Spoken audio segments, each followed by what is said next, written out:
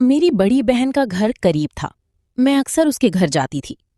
एक दिन मैं अपनी बहन के घर गई तो मेरी बहन का शौहर फैसल अपना हाथ से पानी निकाल रहा था। जब मैं पहुंची तो बोला कि ये क्या कर रहे हो? वो बोला, बताता हूँ, पहले आओ मेरी मदद करो। फिर उसने मुझे घोड़ी बना दिया। अचानक मेरी बड़ी बहन आ गई और हमें देखकर बोली, पूरी मजेदार कहानी सुनने के लिए चैनल सब्सक्राइब कर दो। ये कुछ महीने पहले की बात है। मैं अपनी बड़ी बहन अतिया से मिलने गई। अतिया हम सब बहन भाइयों से बड़ी थी। मैं सबसे छोटी थी। मैं जब पहुंची तो मेरे बहनोई खुद को सरूर दे रहे थे। उनकी उम्र भी काफ़ी हो गई थी। मैं हैरान रह गई, इस उम्र में भी वो खुद को सरूर दे रहे हैं।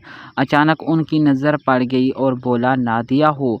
मैंने कहा जी। फिर मैंने कहा, जी बाजी कहाँ हैं? वो बोला, हमसाये के घर गई हैं। मैंने कहा, अच्छा, अभी मुझे जल्दी है, मैं फिर कभी आऊँगी। मैं वापस आने लगी तो वो बोला, नादिया रुको। मैंने कहा जी। तो वो बोला, तुमने कुछ देखा तो नहीं? मैं बोली, क्या मतलब? उसने कहा, मैं खुद को राहत दे रहा था, तुम अचानक आ गई। मैंने कहा, ठीक है, मैं जाती हूँ। फिर उसने बोला कि ये बात तुम सिर्फ अपने तक रखना। मैंने भी कह दिया, इस उम्र में तुम्हें ऐसा करने की क्या ज़रूरत है आपको? वो बोला, बस मेरे पास यही रास्ता होता है। वो मुझे अपनी कहानी बताने लगा। फिर कुछ ही देर में मुझे कहा, नादिया तुम आई तो वैसे भी हो, एक मैच लगा लें। उसकी बातें सुनकर मेरा भी दिल चाहने लगा। पहले तो मैं कुछ देर खामोश रही, फिर मेरे बहनोई फैसल ने जब इसरार किया तो मैंने हाँ कर दी।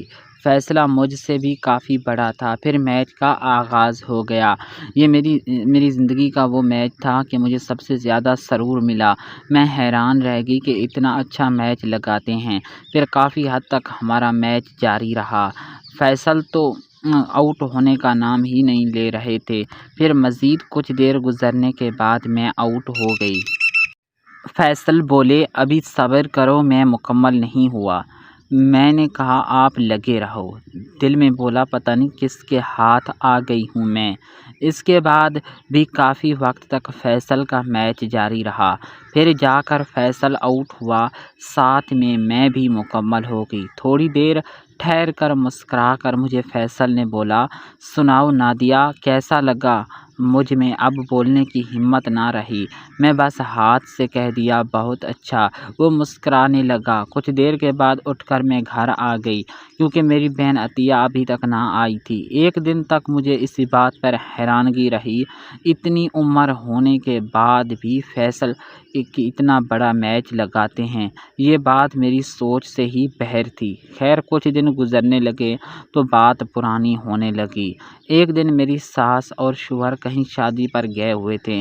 मैं ही सिर्फ घर में थी, तो बस दिल में अजीब अजीब तमन्ना कर रहा था, लेकिन कुछ बात समझ नहीं आ रही थी कि क्या करना चाहिए।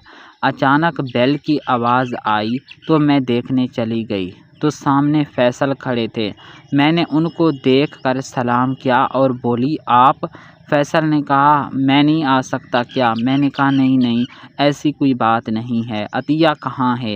वो नहीं आई साथ? फैसल बोला, नहीं, मैं अपने दोस्त की तरफ आया हुआ था, सोचा इधर से भी होता जाऊं। कहाँ हैं बाकी घर वाले? मैंने कहा, बस वो तो अभी शादी पर गए हुए हैं। ये बात सुनकर तो फैसल के चेहरे पर एक अजीब सी मुस्कुराहट आ गई और बोला, अच्छा तुम सुनाओ, क्या हो रहा है? उस दिन अच्छा लगा था या नहीं? मैंने कहा, जी काफ़ी अच्छा लगा। वो बोले, देखो यही कमाल होता है हमारा, जो भी आता है बस खुश हो कर जाता है।